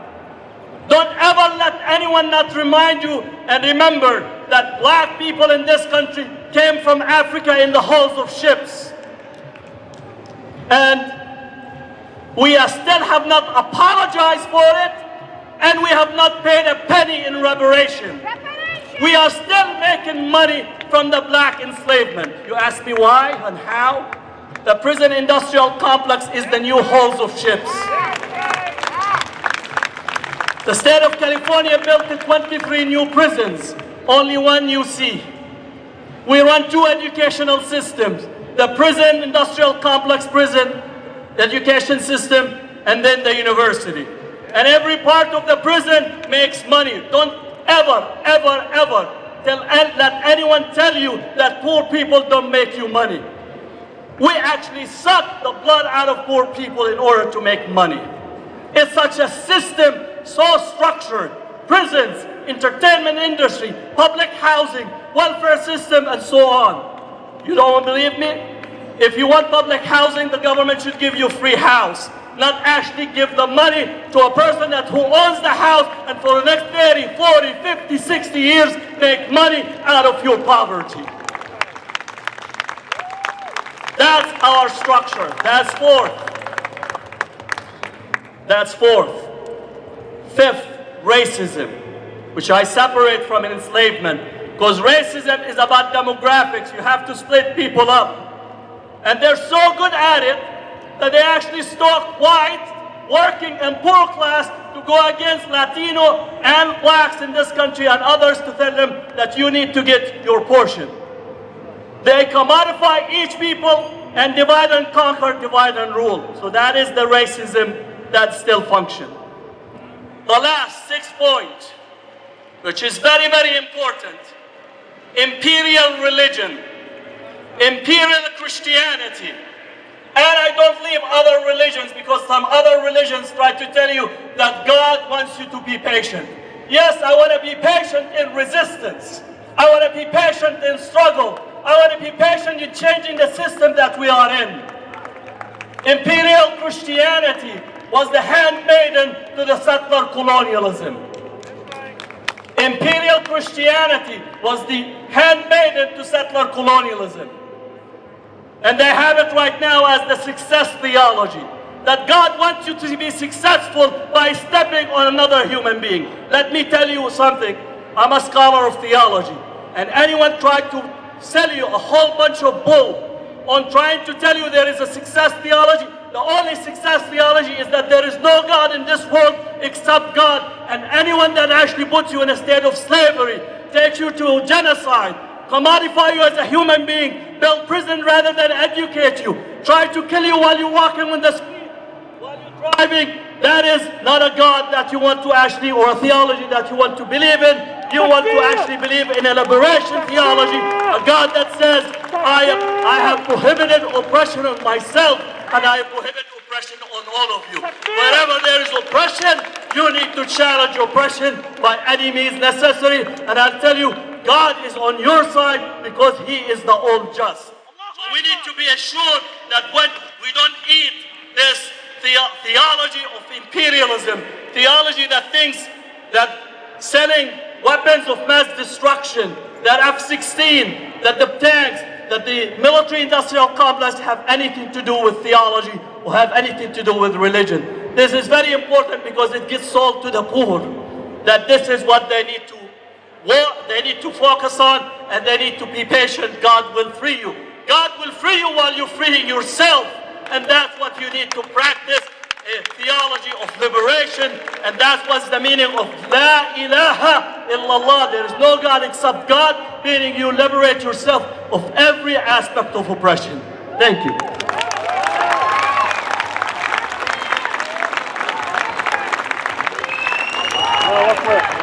We're going to go to the next speaker. She's from CARE. They do a lot of work around the world. liberating people through the justice system. I'm going to introduce Zahra Villa. Assalamu alaikum. Sister Amila, always coming through. A couple of days ago, I was in Tahoe, and we were walking to the lake.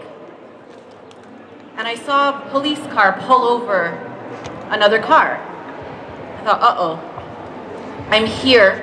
My friends are going to the lake, but I need to stop to see what happens. To be clear, the person that was being pulled over was a white man. But nobody is safe from the police. So I stopped, told my friends to go ahead, I'll catch up. And I stood a safe distance away and I watched. 2 uniformed men got out of their cars, hands on their guns, and approached this man. They asked him for his license and registration. How many of you have had that experience before? How many of you who are not black have thought to yourself in that moment, I could die? I've always thought, how much is this ticket going to cost me? How will I explain it to my family? What did I do that I don't know is happening? I have never once thought, he will kill me. That is my privilege. That interaction continues, and as the officers are looking up the man's registration and insurance, all of a sudden, he gets out of his car to go talk to them outside of his car. And my heart stopped. Because though I have never worried for my life in that interaction, I know you keep your hands visible. You keep your hands on the wheel. You don't do anything they don't ask you to do. And you hope that you survive. But he got out of his car and he walked up to them and he had a conversation with them, and 5 minutes later he was on his way. That interaction would have been so different if he were black. The reality is, if he or she were black, he could have done everything I just said, kept his hands visible, asked for permission, yes sir, no sir, done everything they asked for, and they might have killed him anyways. So don't drive if you are black. But if he had gone to the store to buy Skittles, they might have killed him anyways. If he had decided, I'm not going to drive, I am going to take BART on New Year's Eve like our brother Oscar Grant did, they might have killed him anyways. If he or she were sitting at home playing video games, they might have killed him anyways. If he or she weren't well and their neighbor called in a wellness check, they might have killed him anyways. You see how this goes. You've heard speakers say over and over again today that the police officers are not here to protect us. As Muslims, we know that Allah keeps us safe. We know also that Allah tests us. These police departments started out as the original thugs in our country's history. They were hired to protect the rich. They were hired to catch slaves. And they keep telling us it's just one bad apple. It's just one bad apple. Just call the police, you'll be okay. A few weeks ago in Oakland, many of us were following the news of nooses being found by Lake Merritt, and yet again people said, just call the police to check it out. The police will keep us safe. Except a week ago, we learned that police officers joke about using our hijabs as nooses. Non-black brothers and sisters, none of us are safe until our black brothers and sisters are safe. No one is free from the scourge of police terror until our black brothers and sisters are free from the scourge of police terror. If you thought that this issue doesn't impact you, they joked about using our hijabs as nooses. So how do we call the police for help? 911, yes, I need help. Can you send the non-racist police officer? Can you send the one without a disciplinary record? Can you send the one that wasn't on the secret Facebook group? Can you send the one that didn't look the other way when his brother in blue killed one of my brothers or sisters? How does that 911 call go? If you are here today, Jazakallah khair for heeding the call to come out from Islah, from Lighthouse, from our most impacted communities. But it's not enough to come to Oakland once a month. It's not enough to go to a rally and cheer and do takbir. What we are in is a lifetime struggle. This institution that terrorizes our communities is older than us. This institution that terrorizes our communities is deeply entrenched in American history. This institution that terrorizes our community protects itself. What do you think police unions do? They negotiate contracts that protect police officers. What does the media do? It uplifts the police demonization of the people they kill. What does the government and our elected officials do? Pass laws to protect police officers. The police officers that joke about hanging nooses still have their jobs. They earn $250,000 a year to sit at home on paid admin leave. And even if they are fired, they are not publicly humiliated because they get confidentiality.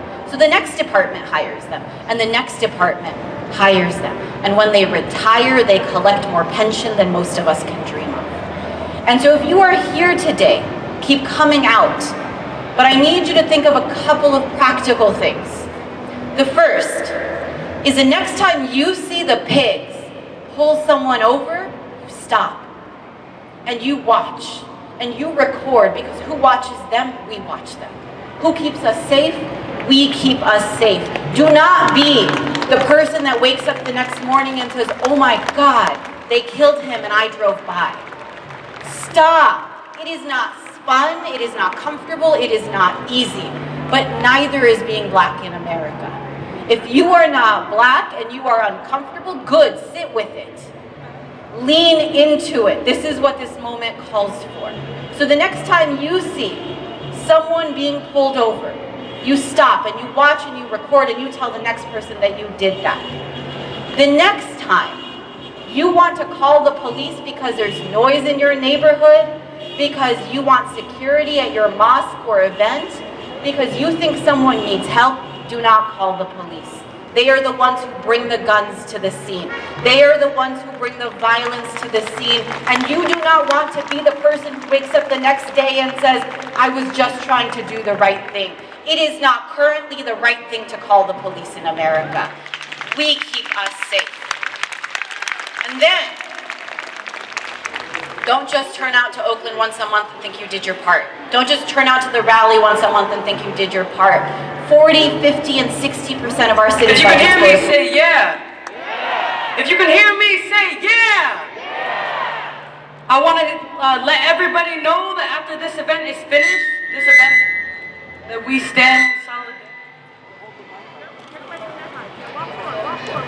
So we stand in solidarity with this event, and we want to support them wholeheartedly. We just want to remind everyone that the Yay Area Revolutionary March against the 4th will be on 14th and Broadway directly after this event. So just for any folks who showed up for that, thank you so much. Also, there's the cars, there's cars double parked, and these are security vehicles that are being blocked. So if anything happens, our security needs to work and help you. We're trying to secure everyone here. So if you are double parked, please move your car here on 14th. Okay, we're gonna bring up our last speaker. And before we do this, I just want to take a personal time. Remember, within this struggle, there's God, there's the creator of the heavens and the earth that created all of us here. Every human being was created from a drop of sperm and egg. And that drop of sperm and egg came and it grew and it grew, and everyone was in a baby for 9 months.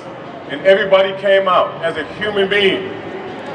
So this God, this creator of the heavens and the earth, holds you and I responsible for a purpose. What is your purpose for being here? Because this whole thing, this whole universe was not created in void. So God has sent all of these revolutionary, we call prophets, to revolutionize. The last one was Prophet Muhammad. And we invite you, I invite you to read the last miracle on earth, that's the Holy Quran. To get to know the Holy Quran. And the last thing, I invite you to become a Muslim. If you're not a Muslim. That is my responsibility. We still brothers and sisters, no problem, but I want to take this time to invite you to this Islam, invite you to this deen that you can come and in which Malcolm X said, if white people understood Islam, if white people understood Islam and practiced and became Muslim, it would erase racism. So the next speaker, again in the community, I'll let him introduce himself. Powerful speaker, in the community always, Amir Abdelmalik Ali.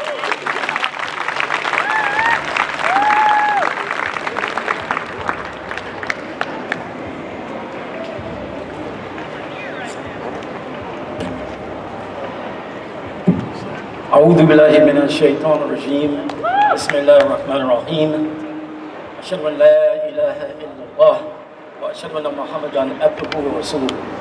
I seek refuge in Allah from Satan the accursed. I begin in the name of Allah, the most gracious, most merciful. I bear witness that there is none worthy of worship, none worthy of being a slave to, none worthy of being a servant to, except to the one God. And I bear witness that the Prophet Muhammad, peace be upon him, is his servant and his messenger. My respected brothers and sisters, ladies and gentlemen, we greet you in the greeting words of peace.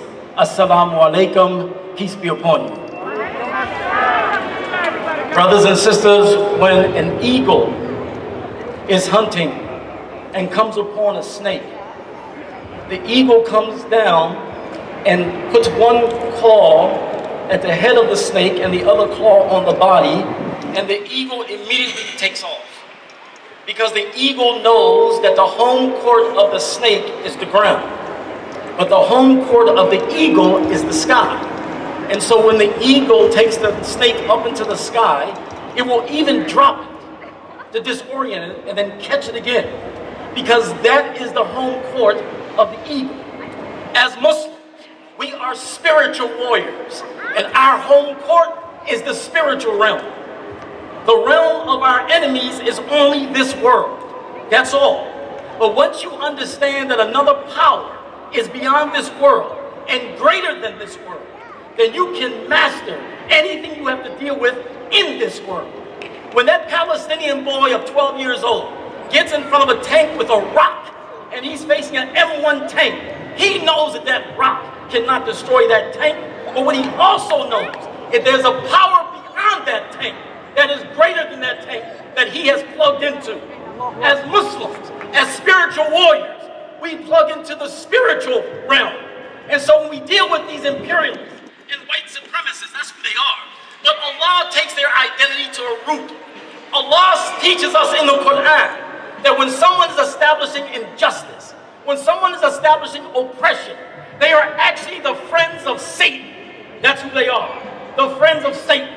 But those who are fighting against oppression, those who are fighting to establish justice, they are fighting in the name of God, in the name of Allah.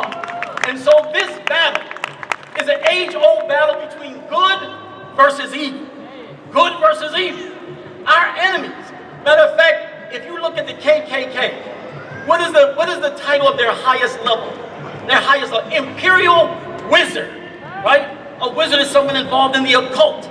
Involved in the occult, for us as Muslims, that's devil worship. They understand that they are fighting in the name of evil. We fight in the name of justice and of the one God. And anyone who fights in the name of justice, Allah, God, is on our side. Let me tell you for our non-Muslims, let me tell you how serious this is.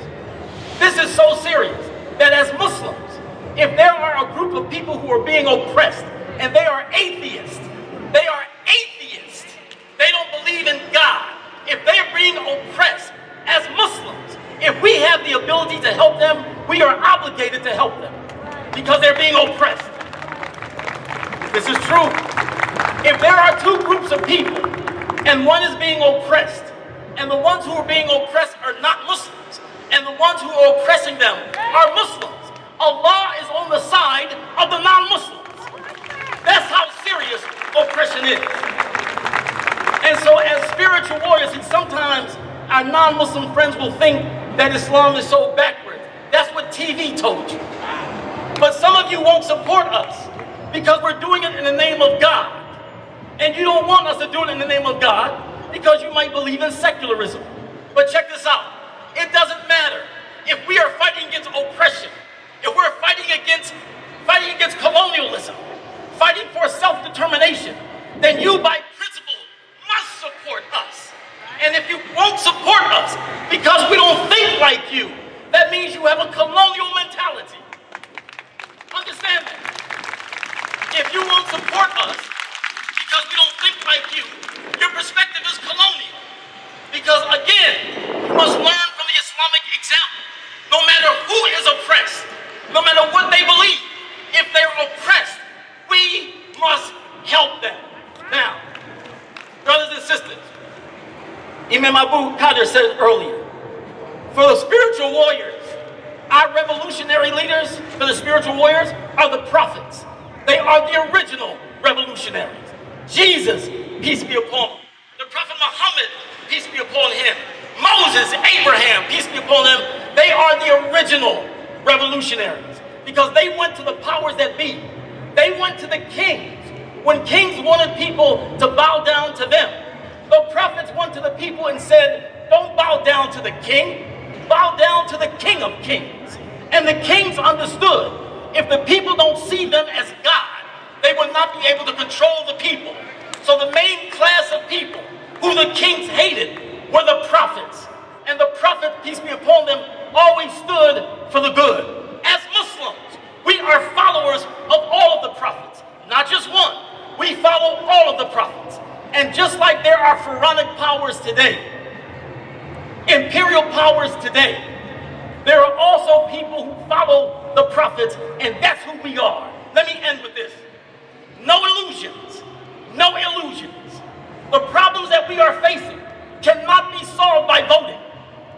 The problems that we are facing are so serious, they cannot be solved by voting. That's an illusion. And they have made you insane. Because the definition of insanity is to do something over and over again, expecting a different result. Well, we'll vote for Clinton.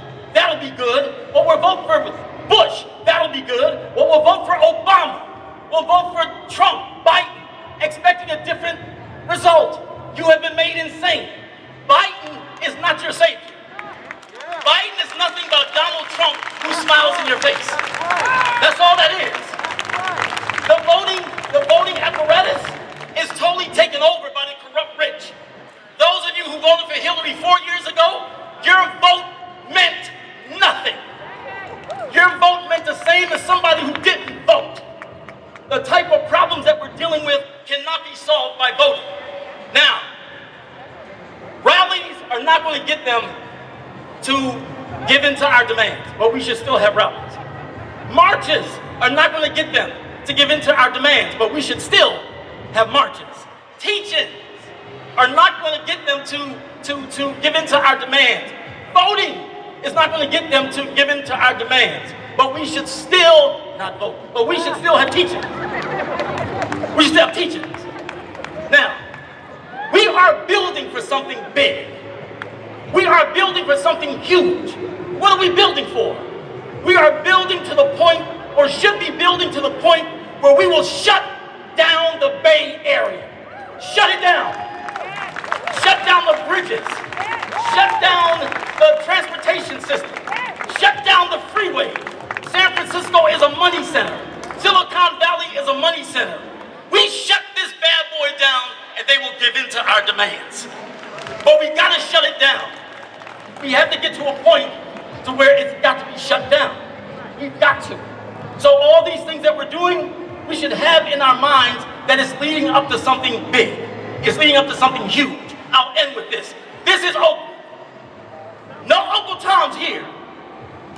Anybody who comes in Oakland to try to pacify the youth, to try to steer them in the wrong direction, to try to get the people just to, let's play ball with the government. The politicians are our leaders. Politicians are not our leaders. Entertainers are not our leaders. Understand this clearly. But we will not tolerate anyone, Muslim or non-Muslim, coming in here to turn the people into Uncle Toms. It must stay militant. You must keep it militant. And militant means uncompromising. That it has to have an uncompromising spirit. And you have to maintain this uncompromising spirit. I'll end with this. Our non-Muslim friends, make sure you are not following a culture promoted by the very system that you're fighting against. Did you hear what I said? Make sure you are not following a culture, the culture promoted by the very system that you are fighting against. I'll say it again. Every activist should hate drugs. Every activist here should hate drugs. Why should we hate drugs? Because as activists, we know how drugs are used to destroy movements. Drugs destroy movements. And so therefore, we have to take our struggle to a higher level. Your activism, look at it as an act of worship. Look at your activism as an act of worship, right? Take it to a higher level. And to my respected brothers and sisters, my Muslim brothers and sisters, remember, keep it on our home court. Our home court is the akhirah. Our home court is the hereafter. Our home court is that world that they can't touch, taste, smell. Our source of power is that world that is much powerful and greater than this world. That is why when the Russian soldier, frustrating when he dealt with the Chechen people, he said, how can I defeat a man who looks in the barrel of my gun and sees paradise? That's a spiritual warrior. And so if we are attached to the hereafter, brothers and sisters, as long as we're attached to the hereafter, it will make us more courageous. It would make us more optimistic. It would make us more disciplined, because the hereafter, as brother said earlier, is where we're all going. We're all going to the hereafter. And that's forever. This is temporary. That's forever. And so therefore, where our power source comes from, the spiritual warriors, it comes from that word. It comes from the akhirah. That is the basis of our power, the akhirah. And so brothers and sisters, y'all stay strong, inshallah. We have a lot of work ahead of us. Each thing that we do is getting us, as I said, to the big event, if you will. We gotta shut this thing down. Make them lose hundreds of millions of dollars. That's their God. Their God is money. Once they lose hundreds of millions of dollars, then they will give in to our demands. Assalamu alaikum.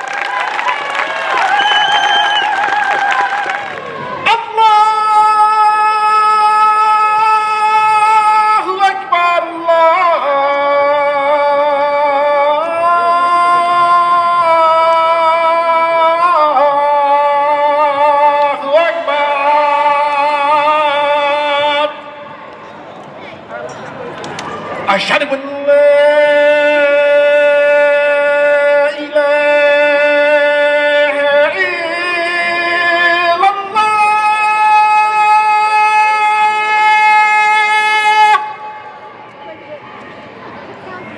أشهد أن لا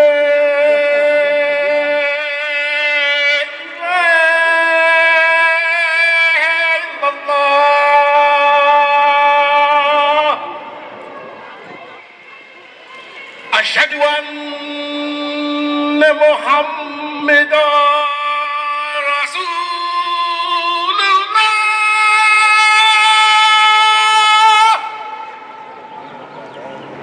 أشهد أن محمدا رسول الله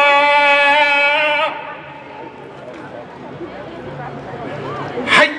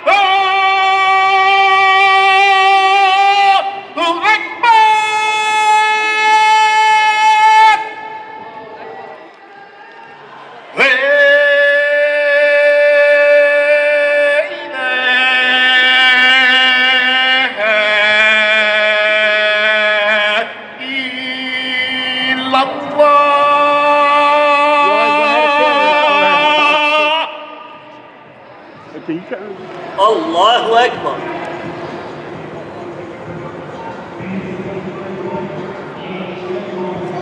سمع الله لمن حمده. الله أكبر.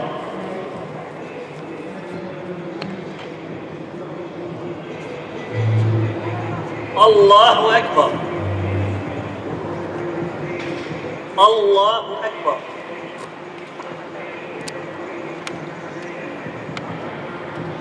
الله أكبر.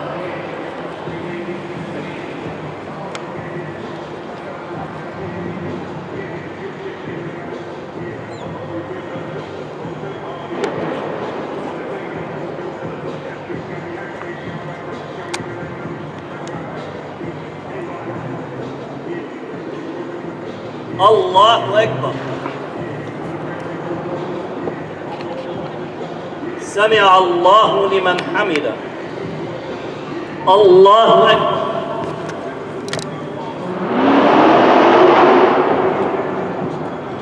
الله أكبر. الله أكبر. الله أكبر.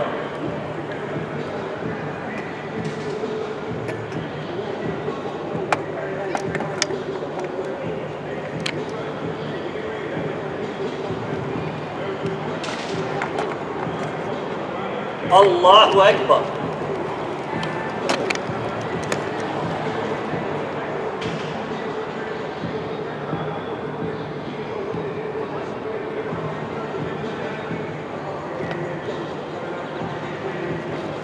الله أكبر.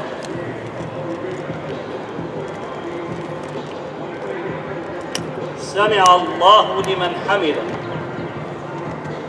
الله أكبر.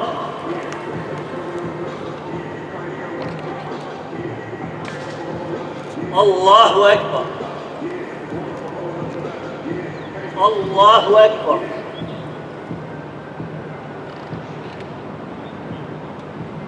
الله أكبر.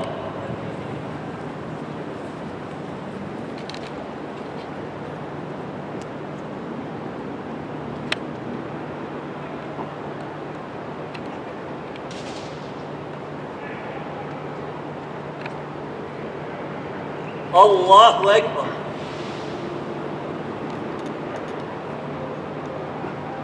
سمع الله لمن حمده. الله أكبر.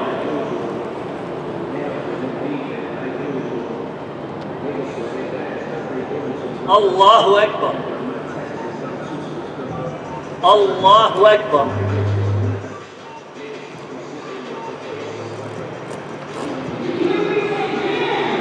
الله أكبر.